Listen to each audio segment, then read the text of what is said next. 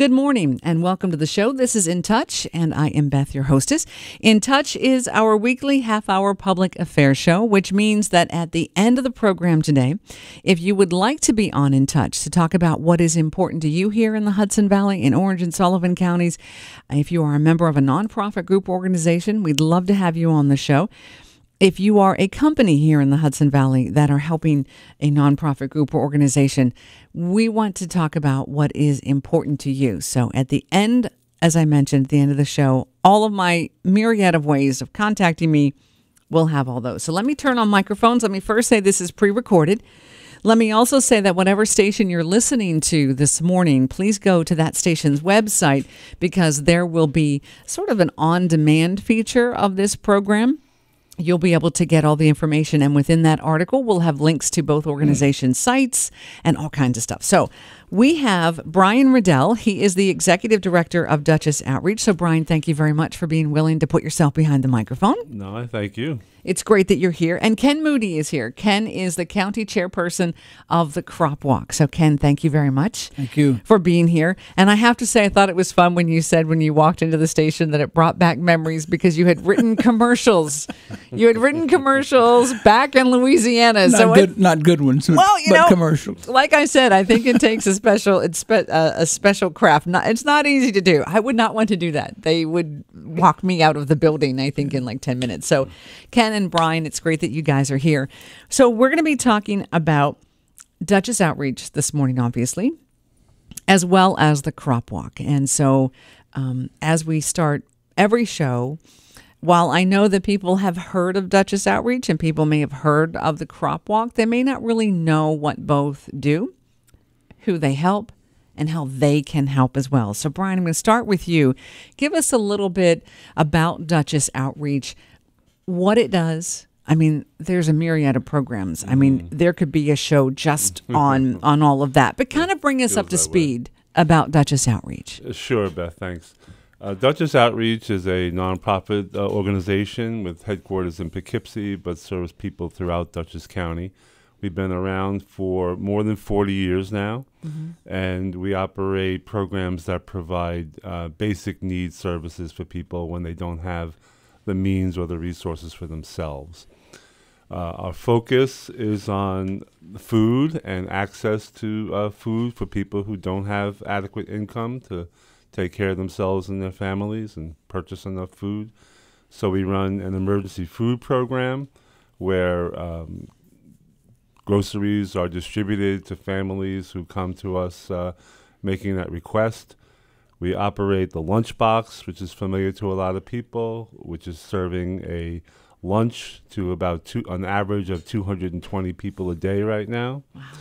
And we also provide evening meals between 3 to 5 days a week, depending on the availability of volunteers and food put together for the occasion. And we're seeing now over 200 people a night at some of those evening meals also. Wow. In addition to those food programs, we operate a small home delivery meal program for people who are homebound with HIV and AIDS. And if they are the major caretaker of the family, we provide food for the other people in the household also. And we also, our other food program is providing meals to two groups of children in after-school programs at the Family Partnership Center, the Real Skills Youth Program and the Teen Resource Activity Center, the TRACK program run by Family Services. The idea here that full bellies and full stomachs make it a lot easier for kids to go home, work on their homework, take care of what they need to take care of so that they can grow and thrive. Right. And we've just added another food program looking at the access to fresh, healthy food for Poughkeepsie City residents called the Poughkeepsie Plenty Fresh Market. And this is a mobile farmers market. Oh, wow. We take it to different sites in the city of Poughkeepsie. We're in our pilot year, currently running at 4 different locations, the Interfaith Towers, Family Partnership Center, Maplewood Apartments, and the Commerce Square on Lower Main Street. Poughkeepsie's been without a farmer's market for a while, and this is a new, innovative way to bring a farmer's market back to the city of Poughkeepsie. Wow.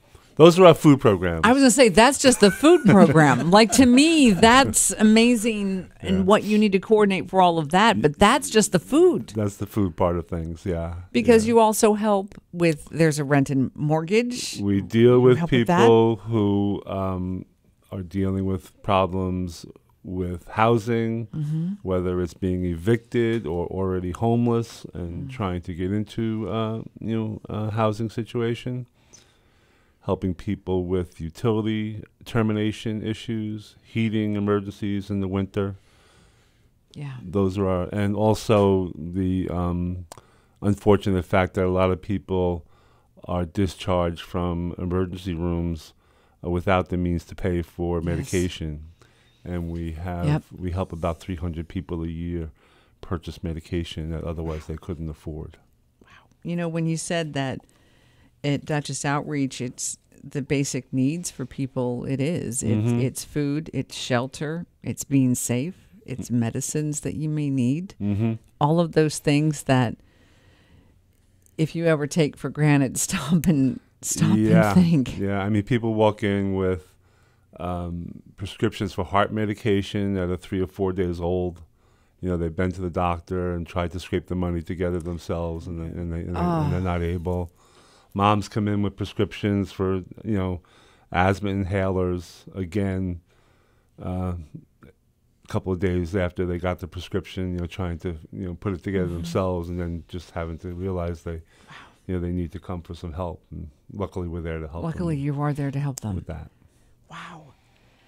Goodness gracious. So, Ken, I'm going to bring you into the conversation to give us a background information of the crop walk. Before I ask you that, I remember when I was in high school and college and active in the youth group in my church, the crop walk was a big thing that we talked about and that we did, and we had special weekends for, and we were very active in trying to raise money. And of course, that was a few years ago. For a lot of us. It could have changed since then. It's only bad when you can't remember the exact date. No, I wasn't going to give the exact date. No. I remember it. I'm just not gonna give it. But bring us up to speed and talk about when you talk about the crop walk and what that means and what all that you have done. This is the 40th year of the crop walk in Dutchess County. It's sponsored by the Dutchess Interfaith Council. Just a little bit of a background so you can understand where it comes from. Back in 1947, the farmers around Bismarck, North Dakota, had a bumper crop. And they wanted to share that with the people in Europe who had a bad year of crops after the war. But they didn't have money to ship their goods to Europe.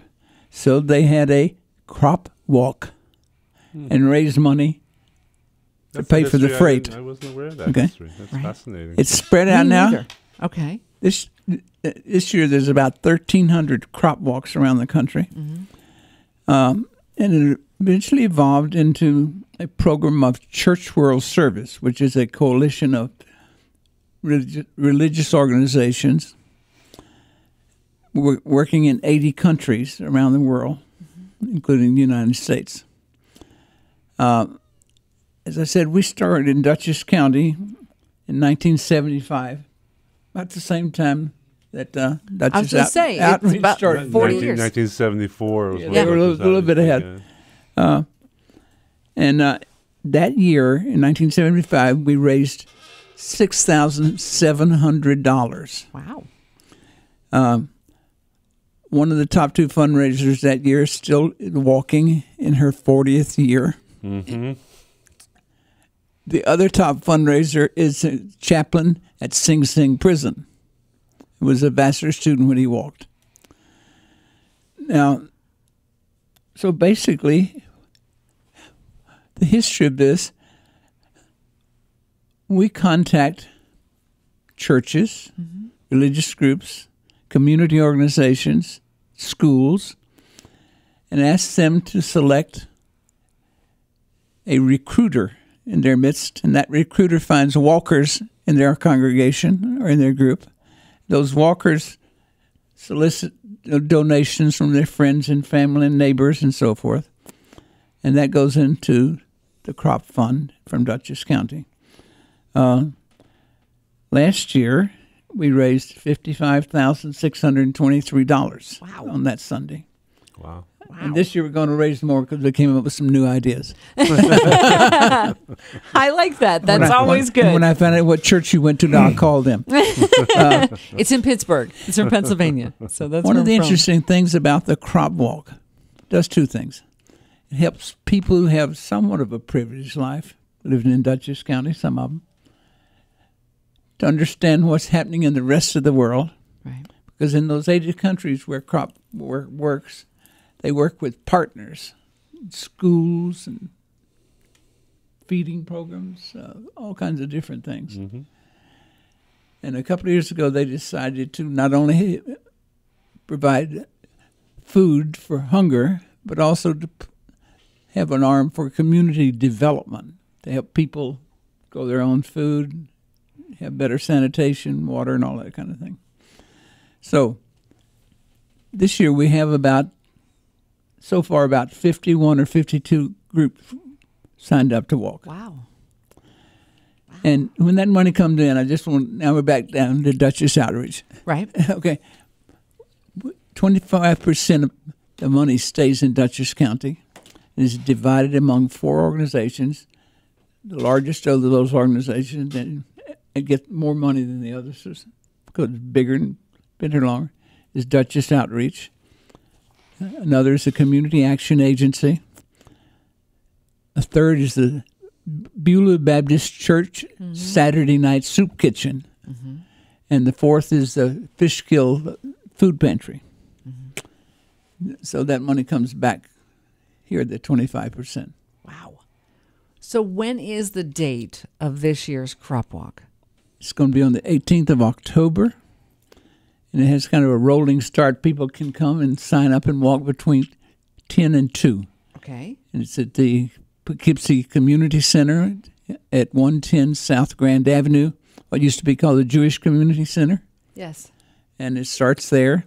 It takes a 6-mile circuit. There are 3 rest stops. Good. For water and bathroom privileges. Good. Did I say that a little too anxiously? Good. Okay. And apples. And apples. Apple stops. And apple stops. So it's kind of a rolling start. Mm-hmm. And that's the way it works on a Sunday. Which is kind of nice. It's not like everyone has to be there right at 10. Right, so right. Many of the walks, they start as a group, and it's nice to see that many people, because we have about 450 people who will come that day. Mm-hmm. But it's easier on people because some people don't get out of church until 1:30, 2 o'clock. I was just going to say, right. Yeah, a lot of those church people. Don't get out of bed till 10:30. I mean, there's a whole bunch of reasons. Right. But we find it better to have this rolling start. Now, let me ask you this question. Is there a way and a website that people can register, or how would you prefer that they register for this? Well, they could go to a website. Okay. It's called Crop Hunger Walk. Okay. It comes up and it shows a map of the United States. They click on New York, go down the list and click on Dutchess Interfaith Outreach. Okay. And it's all right there. And it tells them, and they can give online, which is a very easy way to do it. Mm-hmm. Mm-hmm. Or they can find someone there that they can give to. Oh, okay. Cool. Or if that all else fails, they can call me and I'll tell them how to do it. Okay. Just like there's a myriad of reasons why people cannot all show up at 10 a.m., it's very smart to have a myriad of ways that people will be able to contact to try to register and to be able to walk. Among those groups, there are several high school groups which are very exciting to have. Mm-hmm. From FDR High School, John Jay High School, Spackenkill, Poughkeepsie Day School. Mm-hmm. And those groups in those schools are serving as walkers, soliciting gifts. Mm-hmm. And there are a couple of community organizations. There's a woman's sorority in town, and a man's fraternity. So there are lots of different kinds of groups. And as you mentioned, if someone cannot walk, when they go online, they can sponsor someone who already is, or That's right. they can just simply donate. You can walk, or you can sponsor a walker. Or again, you can call me, and I'll take your money. I'll take your money and give it to Brian. There you go. So what I always liked about it, too, when we participated in this, and you kind of mentioned this, Ken, if you are fortunate enough to have food on your table every night, and if you are fortunate enough to turn a switch and have a light go on, and be able to go home and not worry as to when that door is going to be locked and you're not going to be able to get in, then when you participate in something like this, at least when I always participated in it, it was, if you weren't grateful, it was a reminder for me to be grateful, number one. Number two, it was a way that if your life is a little crazy and is a little busy, this is a very easy and simple way to give back. It is. You're not donating 35 hours a week. You're not doing, and some people I think feel like, well, if I can't write a check for $100, it's not worth it. And I've always disagreed with that. If everybody listening gave $5, gave $1, my gosh, do you understand how much money that would be? And a lot of people give small amounts, but if you get enough of them, it adds up. Yeah, absolutely. I had the opportunity to visit several crop projects overseas. In Kenya, where they were cooperating with the government to make grades 1 through 8 mandatory for children. And those kids walk 1 to 10 kilometers a day to school. And they get to school, they have one meal, and then they walk back home. Now, wow. We don't do that. They don't have a Dutchess Outreach, I'm sorry to say, but, they have porridge at mealtime. Right. And I was in Serbia, where they were dealing with a lot of refugees, and in the Republic of Georgia, where they're doing mostly community development. But the interesting thing, we kind of replicate in Dutchess County what they're doing around the world. Around the world, they utilize partners. For example, in Kenya, East African Anglican Church, some of the YMCAs, one Catholic bishop, a men's club, all sorts of partners to do the work. Here in Dutchess County, we have partners. We have Dutchess Outreach, Beulah Baptist Church, all do this. So I think the partner idea is a really good idea. So, Brian, coming obviously from Dutchess Outreach, and you talk about this monies, I mean, every little bit helps, but this has got to be another great... Yeah, it's one of our largest, single contributors, the crop walk proceeds. And as you can see, it's an international effort, but with an eye towards the problem of hunger here at home too. It's a consciousness raising event. Like you said, it really does make you aware of what blessings we all have, maybe compared to a lot of other people in the world, and also here in Poughkeepsie and Dutchess County and the surrounding areas. So the funds are used to support the emergency food pantry that I discussed earlier, and the lunchbox programs. That's where we focus the money from the crop walk. The lunchbox program, when my husband and I, the first couple of years that we were married, that's what we did on Thanksgiving. We went and volunteered there and delivered some meals and whatever was needed. Yeah, that's a tremendous whatever was outpouring needed of community support, that Thanksgiving meal. Eileen Hickey and John Flowers recently passed. Yeah. I think what happens. A lot of credit deserved by those folks Yeah. for making that happen. Yeah. I mean, we're happy to give them, the space for that program, Yeah. that Thanksgiving program, Mm-hmm. to make it happen. Right. Now, Gotcha. Brian and his staff, they see a lot of people that are hungry, but most people don't see many people that are hungry. That's true. See, this is a problem. Yeah. And we don't know that around the world, there are 1.4 billion people that live on less than $1.25 a day. Wow. 1.4. And in the United States, there are 15 million children that live in families who are below the federal poverty levels. Right. And in cities in New York State and upstate, it's way higher. It's almost close to 40%. I was going to ask you that, Brian, because I think, and one of the things that I love that you are on this show and that we're talking about is that I do feel that there are folks that say there's not that many people that are hungry in Dutchess County, and that's incorrect. It's way incorrect. And if you look at Feeding America's website, they can show you the gap between people who are in the food insecure category, a characterization that says, they don't always have access to good food, or they may eat less so that children can eat. Those kinds of things fall into what this characterization of food insecurity, compared to the people who are eligible for what used to be called food stamps, is now called SNAP, Right. the Supplemental Nutrition Assistance Program.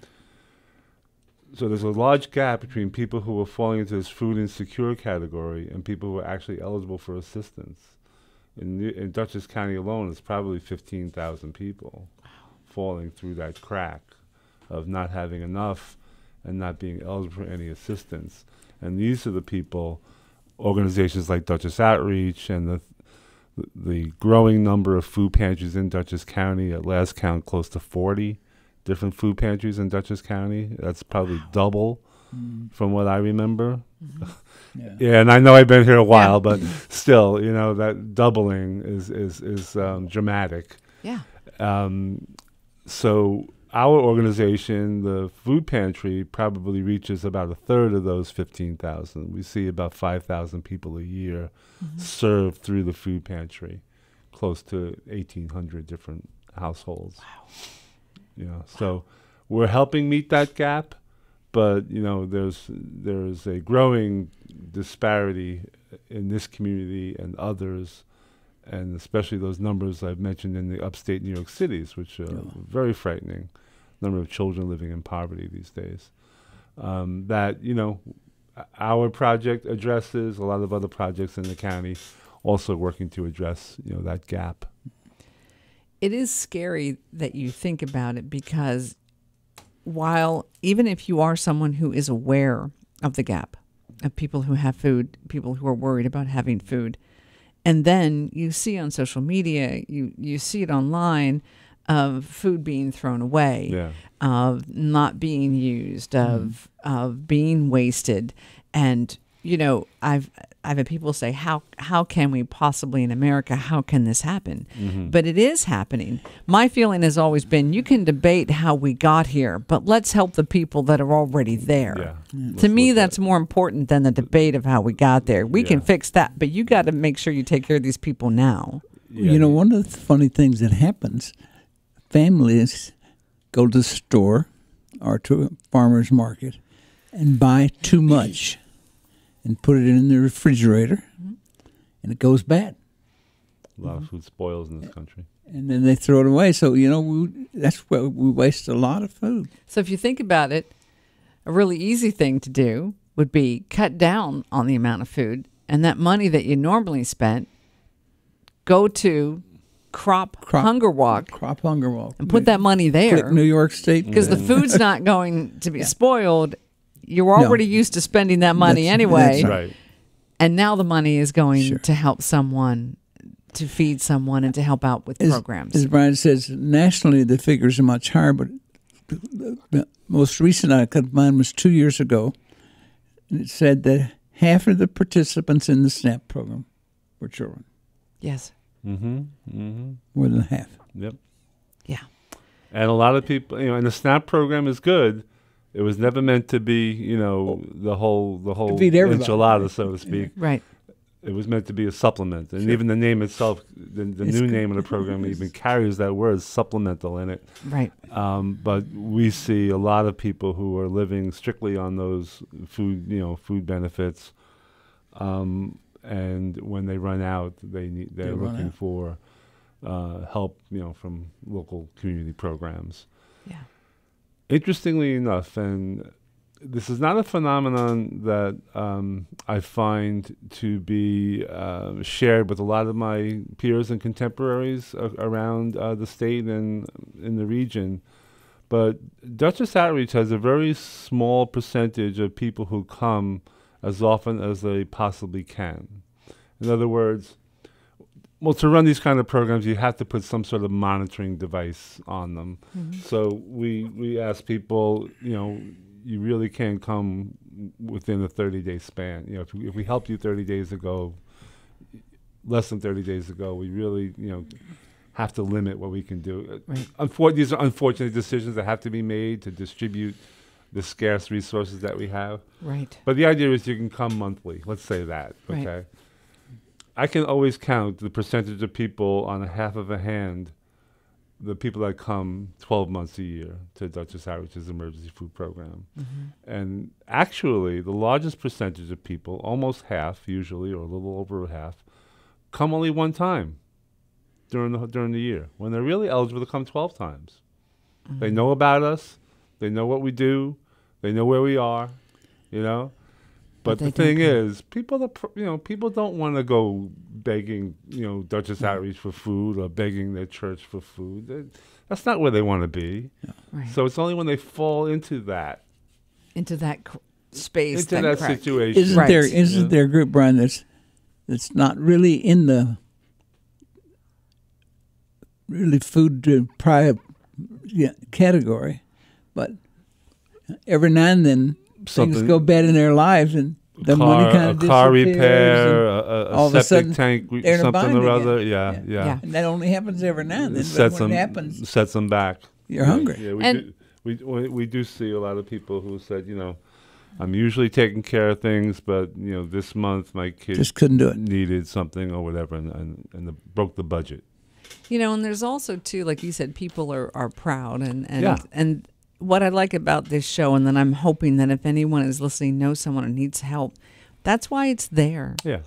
That's why it's there. If you or someone needs help, right, then that's why Dutchess Outreach is there. Right. That's why the Crop Walk is continuing in its 40th year to make sure to do whatever it can to make sure that programs that are at... And it's a very simple and profound act. It doesn't have to take a lot for us to help you with food. You come see us, tell us you need food, and we got food. We usually have enough food. So, Brian, what's a website or a phone number that people can contact to get information or to Dutchess Outreach has a website, dutchessoutreach.org. And you'll see listings on there of our different programs, our different efforts, volunteer opportunities, ways in which people can contribute. And of course, we also have a Facebook page now, over the last couple of years. Cool. Where, those kinds of exchanges, which can be very direct and very effective in terms of garnering resources, we find. Mm-hmm. Facebook has a role to play there. Yeah. And you can reach us on, you can friend us on Facebook, and we'd be happy to have you follow along with us on Facebook. And here, we put out emergency need requests on, for our needs. Yeah. Right there. It's right there, and it can go pretty quickly. Yeah. It can go pretty quickly on Facebook. Yeah. You can take a picture of an empty shelf where the soup should be, that day, and we've unfortunately run out, and people respond. Everybody wants to help, and the idea is to make it easy to help. Right. And the crop walk's easy, and it's beautiful. It's a beautiful walk through town. Mm-hmm. And it's I think it's kind of interesting that people feel good about doing it. You said we could give you telephone. Yeah, in fact, just to let you know, we have 2 minutes. So we've got to kind of start to wrap things up. So what are phone numbers that people can contact? There's a phone number with the Dutchess Interfaith Council.org. Their phone number 471-7333. The staff there is part-time. So let me give you another number. I usually give out my number, my own number at home. It's 223-3370. And I can put them in touch with whomever they need if they'll call that number. Okay. All right. Brian, some final thoughts from you this morning, which just means you're going to have to come back because we've run out of time. But some final thoughts. We're very lucky, a lot of us, to live in a land of plenty where all of our needs and desires are easily met. But we do have neighbors among us who find meeting those needs a struggle. And anything anybody can do through all the different organizations in the area that are reaching out to people, Dutchess Outreach being one of them. If it moves you, you make the move. And we're Dutchess Outreach is a 454-3792. We're on the web, like I said, and on Facebook. And just in closing, I'd just like to say also that we are also very aware of the need to feed people healthy, nutritious food as well. And we're beginning to make strides in that direction with our new lunchbox manager is a holistically trained chef. Oh, wow. She has a very keen eye and very skilled in making healthy food for people. Wow. And great.